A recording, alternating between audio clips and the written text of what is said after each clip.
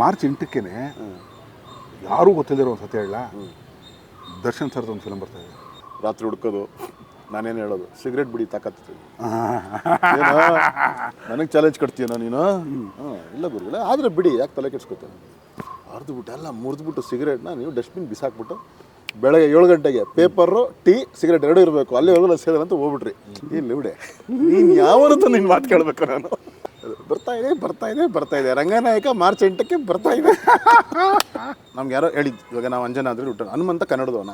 ನೀ ಮೀಟಿದ ನಾ ಮೀಟಿದ ನಾ ಮೀಟಿ ನೀ ಮೀಟಿದ, ನೀ ಮೀಟಿದ ನಾ ಮೀಟಿದ ನಾ ಮೀಟಿ ನೀ ಮೀಟಿದ, ನಿನ್ನೆ ಅವ ಮೀಟಿದ ಮೊನ್ನೆ ಇವ ಮೀಟಿದ. ನಾನು ಮೀಟು ಹೇಳುವಾಗ ನನಗೆ ಇನ್ನೊಂದು ಜೋಕು, ಮೀಟು ಕಾನ್ಸೆಪ್ಟ್ ಇಟ್ಕೊಂಡು ಉಪೇಂದ್ರ ಅವರೇನಾದರೂ ಫಿಲಮ್ ಮಾಡಿದ್ರೆ ಅದರ ಟೈಟ್ಲೇನು? ಏಟು. ನಾನು ಜಗ್ಗೇಶ್ ಸರ್ದು ರಂಗನಾಯಕ ಗುರುಗಳೇ, ರಂಗನಾಯಕ ಯಾಕಂದರೆ ನನಗೆ ಗೊತ್ತೇ ಇಲ್ಲ ಅದು ನೀವು ರಂಗನಾಯಕ ಕಥೆ ಮಾಡಿದ್ದು. ಯಾಕಂದರೆ ಮಿಕ್ಕಿದ್ದೆಲ್ಲ ನಾವು ಅಷ್ಟೊಂದು ನಿಮ್ಮದು ಬೇರೆ ಬೇರೆ ಅವಾಗ ಮನೆ ಕಥೆ ಅಂತ ಮಾಡಿದ್ದು, ಇಷ್ಟು ಕಥೆಗಳು ನನಗೆ ಗೊತ್ತು. ಇದು ಗೊತ್ತಿಲ್ಲ, ಇದು ಈ ಕಾನ್ಸೆಪ್ಟೇ ಗೊತ್ತಿಲ್ಲ. ಅಂದರೆ ಇವಾಗ ನಾನು ಆಚೆ ಇಲ್ಲಿ ಕೆಲಸ, ನಾನು ಬೇರೆ 2ನೇ ಸಲ ಮುಗಿಸ್ಕೊಂಡು ಬಂದಮೇಲೆ ನೀವು ಸಡನ್ನಾಗಿದ್ದು ನೆಕ್ಸ್ಟ್ ಮಾಡಿರೋದು ಇದು. ನಾವು ಅವಾಗ ಮೈಸೂರಿಗೆಲ್ಲ ಹೋಗ್ತಿದ್ದಾಗ ಒಂದು ಚೇಷ್ಟೆಗೆ ಮಾಡ್ತಿದ್ರು ನೀವೆಲ್ಲ. ನಾನು ಹೇಳಬೇಕು ಗುರುಗಳೇ, ಇದನ್ನು ಜಗ್ಗೇಶ್ ಸಾರಿಗೆ ಮಾಡಬೇಕು, ಇದನ್ನು ಯಾವ್ದು ಹೇಳಿ. ರಾತ್ರಿ ಹುಡ್ಕೋದು, ನಾನೇನು ಹೇಳೋದು, ಸಿಗರೇಟ್ ಬಿಡಿ ತಾಕತ್ತು ನನಗೆ ಚಾಲೆಂಜ್ ಕೊಡ್ತೀಯನೋ ನೀನು? ಇಲ್ಲ ಗುರುಗಳೇ, ಆದರೆ ಬಿಡಿ, ಯಾಕೆ ತಲೆ ಕೆಡ್ಸ್ಕೊತೇನೆ? ಅರ್ದುಬಿಟ್ಟು ಎಲ್ಲ ಮುರಿದ್ಬಿಟ್ಟು ಸಿಗರೇಟ್ನ ನೀವು ಡಸ್ಟ್ಬಿನ್ ಬಿಸಾಕ್ಬಿಟ್ಟು ಬೆಳಗ್ಗೆ 7 ಗಂಟೆಗೆ ಪೇಪರು, ಟೀ, ಸಿಗರೇಟ್ ಎರಡೂ ಇರಬೇಕು, ಅಲ್ಲಿವರೆಗೂ ಸೇರಿದ್ರೆ ಅಂತ ಹೋಗ್ಬಿಟ್ರಿ. ಓಕೆ, ಏನಪ್ಪ ಗುರುಗಳು ನಾ ಬಂದ್ರಿ ಮೈಸೂರು 5 ನಿಮಿಷ, ಅದು ಬೇಡ. ಇಲ್ಲಿ ಬಿಡೆ, ನೀನು ಯಾವತ್ತೂ ನಿನ್ನ ಮಾತು ಕೇಳಬೇಕು ನಾನು. ನಡೆಯತ್ತು ಗಾಡಿ ಅಂದ್ಬಿಟ್ಟು ತಗೊಂಡೋಗಿ ಮಾರ್ಕೆಟ್ಗೆ, ಇಲ್ಲಿ ಮೈಸೂರು ಬಸ್ ಸ್ಟ್ಯಾಂಡ್ಗೆ ಹೋಗಿ ಈ ಥರ ಇಚ್ಛೆ ಅಂದರೆ ಯಾರೋ ಬಂದು ಯಾಕೆ ಬಾರ ಬಿಡ್ತೀನಿ ಅಂತ ಅವನು ಓಡೋಗ್ಬಿಟ್ಟ ಪಾಪ, ಎದ್ಕೊಂಡು ನೀವು ಗಡ್ಡ ನೋಡ್ಬಿಟ್ಟು. ಚೇಷ್ಟೆಗಳೆಲ್ಲ ಮಾಡಬೇಕು ಗುರುಗಳು. ಎದ್ರೆ ಇಲ್ಲ ನೀವು ಜಗ್ಗೇಶ್ ಸರ್ ಸೇರಿದ್ರೆ ಗುರುಗಳೇ, ಈಗ ನಾನು ಯೂಶಲಿ ಮಂಜುನಾಥಯಿಂದ ನಾವು ಹೆಂಗೆ ಹೇಳಿ, ನೀವು ಅವ್ರು ಸೆಟ್ಗೆ ಹೋಗೋದು, ಕುತ್ಕೊಳ್ಳೋದು, ಅವ್ರನ್ನ ಸ್ಟಡಿ ಮಾಡೋದು, ಅವ್ರು ನ್ಯಾಚುರಲ್ ಹೆಂಗಿರ್ತಾರೆ ಅದೇ ಥರ ಬರ್ದು ಮಾಡಿದ್ದದು. ರಂಗನಾಯಕನು ಹಂಗೆ. ನೀನೇ ಶೂಟ್ ಮಾಡಿದ್ದು?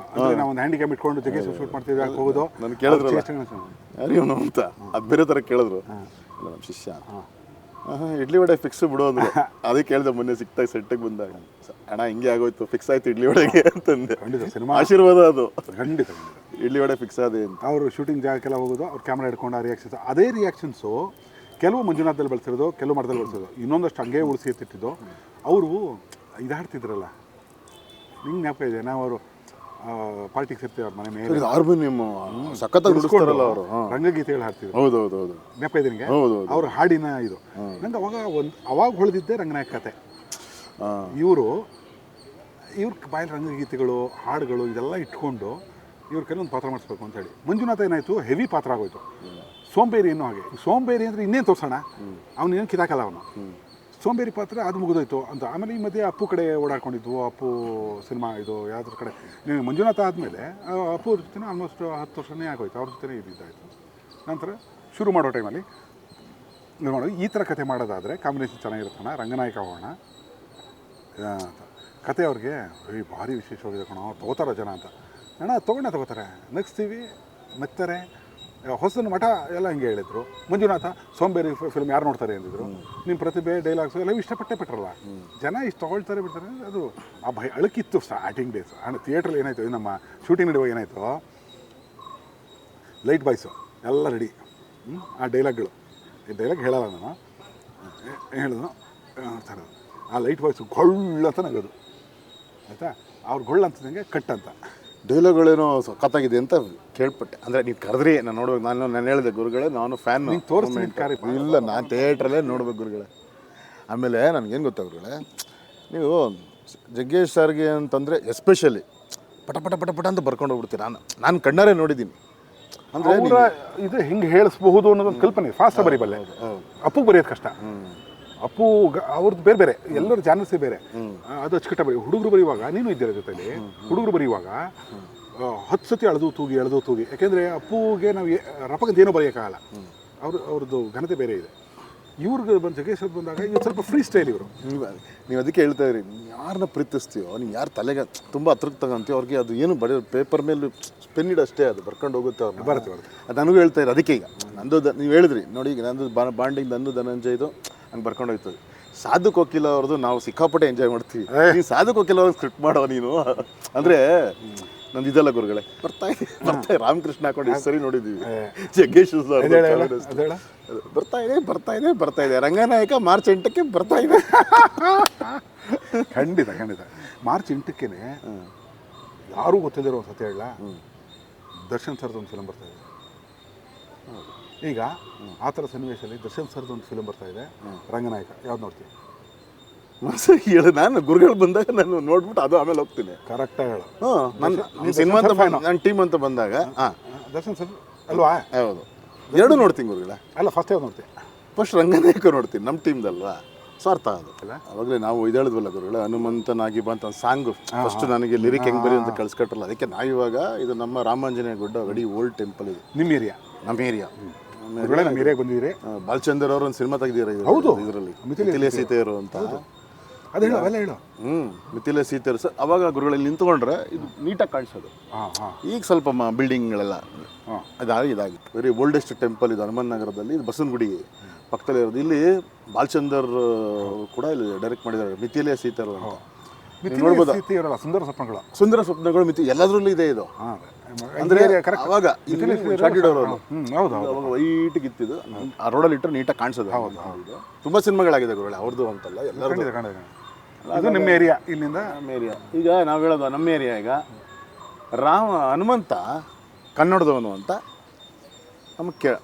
ನಮ್ಗೆ ಯಾರೋ ಹೇಳಿದ್ದು. ಇವಾಗ ನಾವು ಅಂಜನ ಅಂದರೆ ಹುಟ್ಟ ಹನುಮಂತ ಕನ್ನಡದವನ ಅಲ್ಲಲ್ಲ.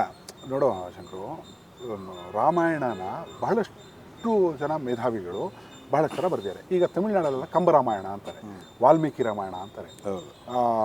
ಕುವೆಂಪು ಅವರು ರಾಮಾಯಣ ದರ್ಶನಂ ಅಂತ ಬರ್ದಿದ್ದಾರೆ. ಹೀಗೆ ರಾಮಾಯಣದ ಬೇಕಾದಷ್ಟು ವ್ಯವಸ್ಥೆಗಳಿದೆ, ಬೇಕಾದಷ್ಟು ಜನ ಬರೆದಿರೋದಿದೆ, ಅದೆಲ್ಲವೂ ಸತ್ಯ. ನಾನು ಜನಪದ ರಾಮಾಯಣ ಅಂತ ಒಂದು, ಅಂದರೆ ಅದು ಪುಸ್ತಕವಾಗಿ ಸಿಗೋದೇ ಇಲ್ಲ ಎಲ್ಲೂ. ಆ ಕಥೆಗಳು ತಾತ ಮೊಮ್ಮಗು ಹೇಳಿರೋದು, ಮೊಮ್ಮಗು ಅವನು ಬೆಳೆದಾಗ ತನ್ನ ಮಕ್ಳಿಗೆ ಹೇಳಿದ್ರು, ಈ ಥರ ಕೇಳ್ಕೊಂಬಂದಿರೋ ಕಥೆಗಳು ಇಷ್ಟಿದೆ ರಾಮಾಯಣ. ಅದರಲ್ಲಿ ಒಂದು ಕಥೆ ಹೇಳ್ಬೋದು. ಏನಂದರೆ, ಶ್ರೀರಾಮರು ತಪಸ್ಸು ಕೂತ್ಬಿಡ್ತಾರಂತೆ ಒಂದಿನ. ಯಾರನ್ನ ಕೂರ್ತೋ? ಸೀತಾಮಾತೆನ ಕೂತು. ಸೀತಾಮಾತೆಯನ್ನು ನೆನೆಸ್ಕೊಂಡು ತಪಸ್ಸು ಮಾಡ್ತಾರೆ. ಅವಳು ಮಹಾಪತಿವ್ರತೆ ಒಬ್ಬಳು, ಅವಳು ವರ ಕೊಡೋ ಶಕ್ತಿ ಇರುತ್ತೆ. ಹೇಳ್ತಾರೆ, ಅವಳು ಪ್ರತ್ಯಕ್ಷ ಆಗ್ತಾಳೆ ಸೀತಾ. ಇದೇನಕ್ಕೆ ನನ್ನ ಕುರಿತು ತಪಸ್ಸು ಮಾಡ್ತಾ ಇದ್ದೀರಿ?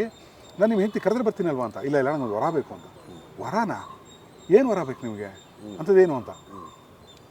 ನನಗೆ ವಿಭೂತಿ ಬೇಕು ಅಂತ. ಅಯ್ಯಯ್ಯೋ, ವಿಭೂತಿ ಬೇಕು ಅಂದರೆ ಶಿವಗಂಗೆನೋ ಇನ್ನೊಂದು ಕಡೆ ತರಿಸ್ಬಿಡ್ತೀನಿ, ಎಷ್ಟು ಬೇಕೋ ತರಿಸ್ಕೊಡ್ತೀನಿ ಅಂತ. ಇಲ್ಲ, ನನಗೆ ವಿಭೂತಿ ಯಾವ ಬಣ್ಣ ಇರಬೇಕು ಅಂದರೆ ಅರಿಶಿನ ಕುಂಕುಮ ಬಣ್ಣದಿರಬೇಕು, ಆ ಥರ ವಿಭೂತಿ ಕೊಡಿಸು ನನಗೆ ಅಂತ. ಏನಿದು ಅಂತ. ಅದು ಕನ್ನಡ ಧ್ವಜದ ಬಣ್ಣ. ಹನುಮಂತ ನನಗೆ ಎಷ್ಟು ಹುಚ್ಚಿರಿಸಿದಾನೆ ಅಂದರೆ ಕನ್ನಡದ ಬಗ್ಗೆ, ನೀವು ವಿಭೂತಿ ಇಟ್ಟರೆ ಈ ಬಣ್ಣದ್ದೇ ಇಡಬೇಕು ಅಂತ ನನಗೆ ಯಾವಾಗಲೂ ಹನುಮಂತ ಹೇಳ್ತಿರ್ತಾನೆ ಅಂತ. ಹನುಮಂತ ಕನ್ನಡಿಗಾನಕ್ಕೆ ಈ ಕಥೆ ಇಟ್ಕೊಂಡು ಹೇಳ್ಬೋದು, ಅವ್ನು ಕನ್ನಡಿಗ ಅಂತ. ಇದು ಜನಪದ ರಾಮಾಯಣ ಅಂತ. ಇದು ಎಲ್ಲೂ ನಿಮಗೆ ಯಾವ ಕೃತಿಗಳಲ್ಲೂ ಸಿಗಲ್ಲ. ಇದು ನಾನು ಕನಕಪುರದಲ್ಲಿ ನಮ್ಮ ಕರಿಯಪ್ಪ ಅಂತ ಒಬ್ಬರಿದ್ರು, ಅವ್ರು ಆಕ್ಸಿಡೆಂಟ್ ಆಗಿ ಸತ್ತೋಗ್ಬಿಟ್ರು. ಅವರು ನಮ್ಮ ಇದಕ್ಕೆ ಬರೋರು. ಅವರು ಈ ಶನಿ ಮಹಾತ್ಮನ ಕಥೆ ಎಲ್ಲ ಓದ್ತಾರೆ ಗೊತ್ತಾ ನಿಮಗೆ? ಈ ಥರ ಕಥೆಗಳು ಅವ್ರು ಈ ಕಥೆಗಳು ಹೇಳೋರು. ನನಗೆ ರಾಮಾಯಣದ ಕಥೆಗಳು, ಮಹಾಭಾರತದ ಒಂದಷ್ಟು ಹೇಳಿದ್ದಾರೆ, ಕೃಷ್ಣನ ಕಥೆಗಳು, ಚೇಷ್ಟೆ ಕಥೆಗಳು ಒಂದಷ್ಟು ಹೇಳಿದ್ದಾರೆ. ಈ ಥರ ಸಣ್ಣ ಸಣ್ಣ ಕಥೆಗಳು ಕೇಳಿದ್ದೀನಿ. ಆ ಲೆಕ್ಕದಲ್ಲಿ ತೊಗೊಂಡ್ರೆ ಅವ್ರು ಹೇಳಿರೋ ಜನಪದ ರಾಮಾಯಣದ ಕಥೆ ಅದೇ ಸತ್ಯವಾಗಿದ್ದರೆ, ಹನುಮಂತ ಮತ್ತು ಕನ್ನಡದವನೇ ಕನ್ನಡ ರಾಮಂಗೆ ಹಚ್ಚಿದ್ದ ಅಂದರೆ ಗಾಳಿ ತಂಗಾಳಿ ಕನ್ನಡ ಮಾತಾಡೆ. ಅದೇ ಗಾಳಿಯ ಪುತ್ರನೇ ಆಂಜನೇಯ ಪುತ್ರ ನಮ್ಮ ಹನುಮಂತ. ಲಾಸ್ಟ್ ಲೈನ್ ಏನು? ಕನ್ನಡ ದ್ವೇಷಿನೇ ಮನೆ ಹಾಳ. ಮನೆ ಹಾಳನೂ ಕೂಡ ರಾಗವಾಗಿ ಸಂಗೀತಬದ್ಧವಾಗಿ ಮೆಲೋಡಿ ಆಗಿದೆ. ಒಂದು ಬೈದ್ರು ಕೂಡ ಅಯ್ಯೋ ಅವನಿಗೆ ಅವ್ನು ಖುಷಿ ಆಗಬೇಕು. ಇನ್ನೊಂದು ಅದು ಅಣ್ಣವ್ರು ಬರ್ತಿರೋ ಲೈನು. ಅಣ್ಣವ್ರ ಪಾತ್ರ ಹೇಳದರೆ ಅವ್ರು ಅಣ್ಣವ್ರು ಹೇಳ್ತಾರೆ ಗೊತ್ತಾ, ಈಗ ನಿಮ್ಮ ಬಡವರ ಹಾಸ್ಕಲ್ಲು ಅಣ್ಣವ್ರ ಬೈಗಳ ಅದು ನಮಗೂ ಆ ಲೆಕ್ಕಿಲಿ ಬಿಡು. ಅಣ್ಣವರು ಮನೆ ಹಾಳ ಅಂದರೆ ಕನ್ನಡವನ್ನು ದ್ವೇಷವನು, ಇಲ್ಲಿ ಊಟ ಮಾಡಿ ಇಲ್ಲಿ ಚಿಂತನೆ ಮಾಡಿ ಅವ್ನು ಕನ್ನಡ ಬಗ್ಗೆನೇ ತಪ್ಪು ಮಾತಾಡ್ತಾನೆ ಅಂತಂದರೆ ಅದು ತುಂಬ ದೊಡ್ಡ ಇದು. ಹಾಗಾಗಿ ಮನೆ ಹಾಳ ಫಿನಿಶಿಂಗ್ ಇರಲಿ ಅಂತ ಅನುಪಂಗಂದೆ ಮ್ಯೂಸಿಕ್ ಅವ್ನು ನೀಟಾಗಿ ಕೂರಿಸ್ಕೊಡ್ತೀನಿ ಅಂತ. ನನಗೆ ಕೂರುತ್ತಾ ಅಂತ ನನ್ನ ಮೀಟ್ರ್ ಸಮಸ್ಯೆ ಗೊತ್ತಲ್ಲ ನಿಮಗೆ, ಅದು ಎಕ್ಸಾಕ್ಟ್ ಏನು ಬರಲ್ಲ. ಆಮೇಲೆ ಹಾಡ್ದ ಜುಮ್ಮನ್ಬಿಡ್ತು ಮೈ. ಈಗ ಮೀಟು ಮೀಟು ಅಂತಾರಪ್ಪ, ನೀ ಮೀಟಿದ ಅದು ಹಾಡು. ಇದು ನಮ್ಮ ಚೆನ್ನಾಗಿ ಹಾಡು, ಚೆನ್ನಾಗಿ. ಪ್ರೊಫೆಸರ್ ಡಾಕ್ಟರ್ ಬೆಣ್ಣಿ ಅಂದ್ಬಿಟ್ಟು ಕಾಮಿಡಿ ಕಿಲಾಡಿಗಳು ನಡೀತದ್ದು, ಕೋಮಲ್ ಸರ್ ಮಾಡ್ತಾ ಇದ್ರು ನೆನಪಿದ್ಯಾ? ಹೌದು, ಹಿಂದೆ ನೀವು ಗೆಸ್ಟ್ ಥರ ಏನೋ ಹೋಗಿದ್ರಿ ಒಂದ್ಸಲಿ, 1910 ಇರಬೇಕು. ಹಬ್ಬ ಸ್ಟುಡಿಯೋದಲ್ಲಿ ಅವ್ರದ್ದು ಆ್ಯಕ್ಚುಲಿ. ಹೇಳು. ನೀ ಮೀಟಿದ ನಾ ಮೀಟಿದ ನಾ ಮೀಟಿ ನೀ ಮೀಟಿದ, ನೀ ಮೀಟಿದ ನಾ ಮೀಟಿದ ನಾ ಮೀಟಿ ನೀ ಮೀಟಿದ, ನಿನ್ನೆ ಅವ ಮೀಟಿದ ಮೊನ್ನೆ ಇವ ಮೀಟಿದ. ನಾನು ಮೀಟು ಹೇಳುವಾಗ ನನಗೆ ಇನ್ನೊಂದು ಜೋಕು, ಮೀಟು ಕಾನ್ಸೆಪ್ಟ್ ಇಟ್ಕೊಂಡು ಉಪೇಂದ್ರ ಅವರೇನಾದರೂ ಫಿಲಮ್ ಮಾಡಿದ್ರೆ ಅದಕ್ಕೆ ಟೈಟ್ಲೇನು? ಏಟು.